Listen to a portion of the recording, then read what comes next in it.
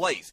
You can even make money with banner ads and send push notifications directly to your audience to make sure they get your messages. Everyone has their phones on them, right? A mobile app will add credibility to your brand because your content will be accessible to them while they're on the go. BV Mobile Apps also makes apps for bloggers, actors, and producers. The process only takes about 20 minutes. Just go to bvmobileapps.com and click Get Started Now. That's bvmobileapps.com and tell them the Doug Stewart Show sent you. Footballsportsapp.com. What is it?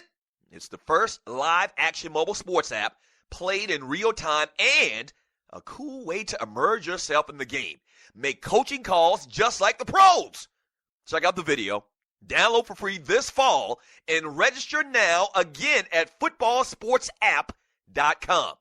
Want to be part of this new exciting technology and make money? Fill out the short form at the bottom of the website and mention TDSS. Again, footballsportsapp.com. Yes, sir. Party people, can yo get funky? So Sonic folks, can yo get funky? The Zulu Nation, can yo get funky? Yeah, just hit me. Just fist bump and hit me. Just get on down and hit me. That bot just getting so funky now hit me. Yeah, just hit me. It's time to chase your dreams about the seats. Make your body sway. Socialize. Get down. Let your soul lead the way. Shake it now. Go, ladies. It's a living dream. Love, life, live. Come play the game. Our world is free. Do what you want, but free. Welcome back to the Doug Stewart Show. Brought to you by footballsportsapp.com and the place where you're tweeting out the hashtag The Doug Stewart Show.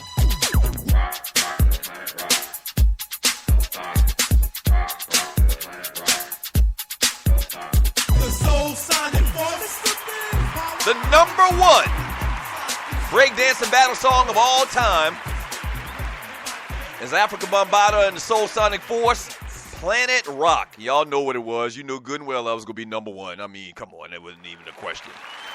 Somebody said it yesterday. Y'all spoiled my damn surprise. Yeah, I mean, what can you say, man? Planet Rock is a 1982 song by African Bambaataa and the Soul Sonic Force. The song featured Marvella Murray, Yvette Murray, Melissa Johnson, and Sandra Wheeler on additional background vocals. Although it was primarily an underground hit in the United States, Canada, and the UK, it helped change the foundation of hip-hop and dance music and became one of the most influential pieces and a milestone and eventually an icon of the hip-hop, breakdance, and electronical musical culture. It is credited with pioneering the genre and developing the electro style, building on the work of Kraftwerk. That's right, you got to go back to Kraftwerk. Look up Kraftwerk if you don't know who that is. And Yellow Magic Orchestra, combined with distinctive Roland TR 808 beats.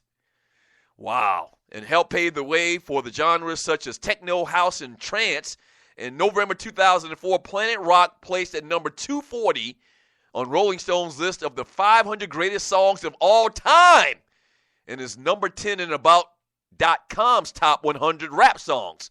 Planet Rock peaked at number 4 on the Soul chart and the number 48 on the Hot 100 and went to number 3 on the dance charts. Coming in at number 1, though, on my list of top 5 breakdancing battle songs of all times is Bambaataa, Soul Sonic Force, Planet Rock. Yes, sir. Bring it back. Party people. Bring it back. Can yo get funky?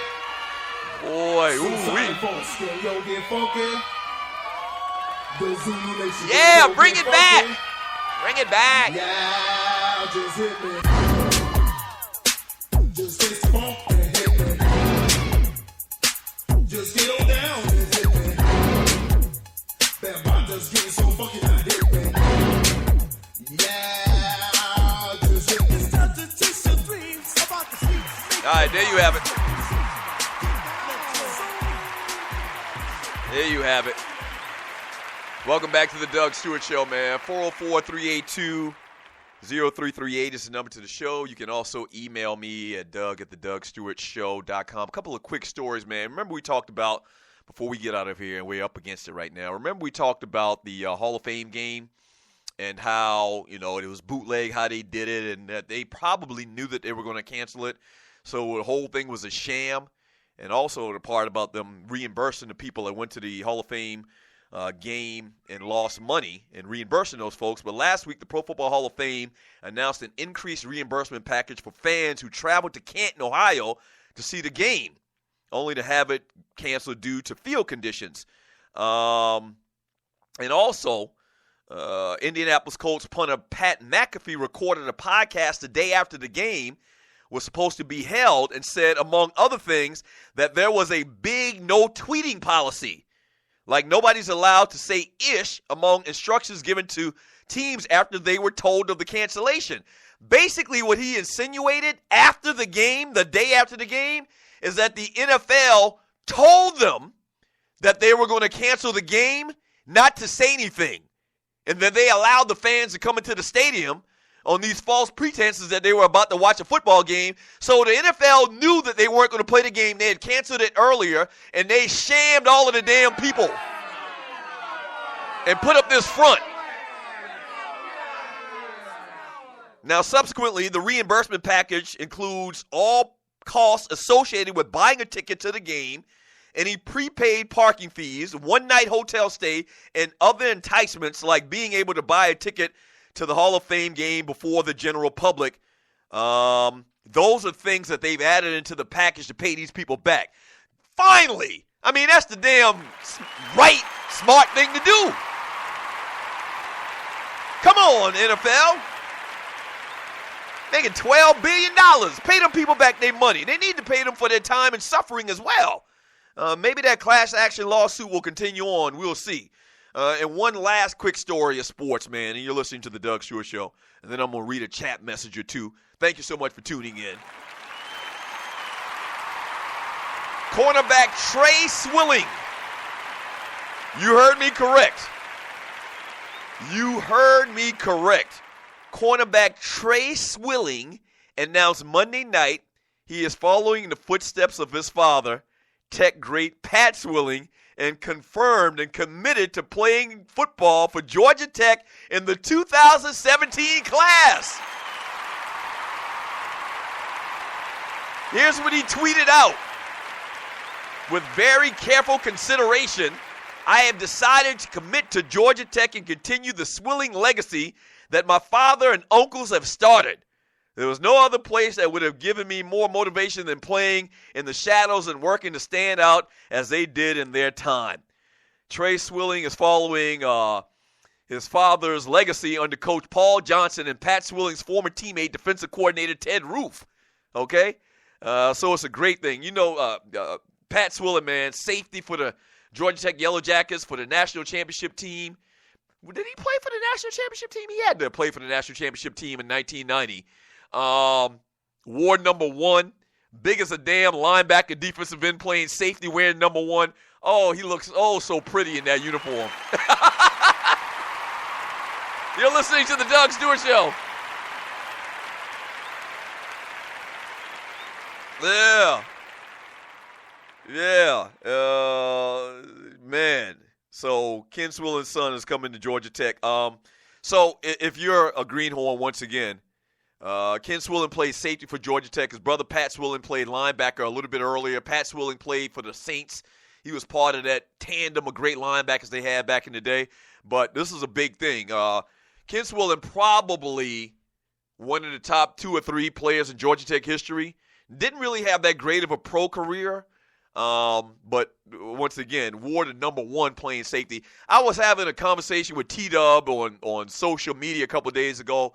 One of my teammates from back in the day posted a picture of me from a newspaper article, and I wore number 41 in high school. And T-Dub was saying that he wore 40, and that wasn't a cool number. But here's the thing about it. Like, the single-digit numbers really didn't get popular till after I left high school. Like, the first person of prominence that I can remember You know what? AC wore number 1. Anthony Carter. I'm going way back right now. This is early 80s.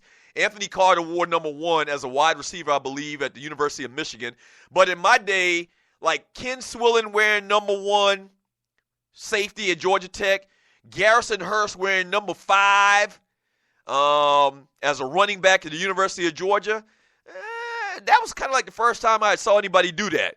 The single-digit numbers real fly, though, but that wasn't a big thing. Like the 40 numbers were kind of like the in thing to do when I was in high school, at my high school, Berkeley High School. Long story short, we had a legendary running back in the early 80s named David Barnett. He wore number 43. The guy I always talk about, Mike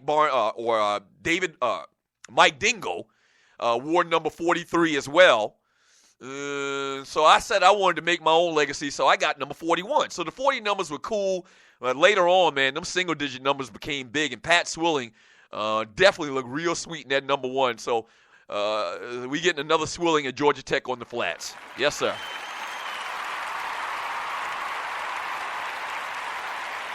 Yeah. Clay Albee, damn face, Davis, Deion Sanders wore number 2. See, Deion was right around the same time that I was in high school and then in college. So Deion wore number 2. Who else? Charles Woodson wore number 2 as well at Michigan. Yeah, I mean, the single-digit numbers are the lick, but it really wasn't a big deal. As a matter of fact, that's right. I think, as a matter of fact, at my high school, they never even ordered a number 1 jersey. You know, they thought for some reason that was bragging if you wore number 1. So we didn't even have a number 1 jersey to choose from when I was in school. Right. You know, a bunch of old school conservative coaches. And there was this thing, I remember them talking about it now. There was this thing that, you know, it was bad luck or it was bragging to wear the number 1 jersey. So they never even ordered the number 1 jersey when I was in high school. My, how times have changed. Yeah. Yes,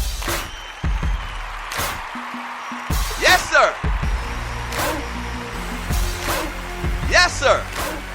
Hey, man, thank you for joining me on the Doug Stewart Show, man. I really appreciate it.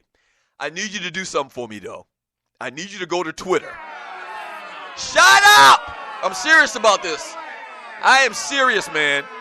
We really need to have over 1,000 tweets of the hashtag The Doug Stewart Show. I mean, there's well over 1,000 people that listen to this show every day. Well over.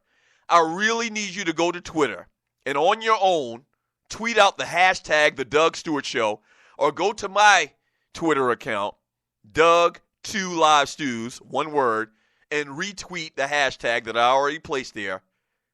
Hashtag The Doug Stewart Show. Hashtag The Doug Stewart Show. Hashtag The Doug Stewart Show. Hashtag The Doug Stewart Show. Please. Please,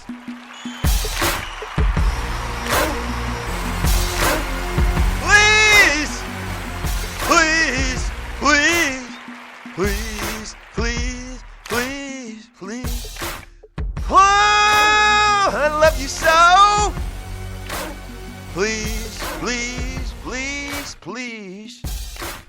Please tweet out the hashtag The Doug Stewart Show. The Doug Stewart Show. Keep your $5 that you were going to give and donate this Friday. All right? Just keep it as a thank you from me. Okay? As a thank you from me, just keep it.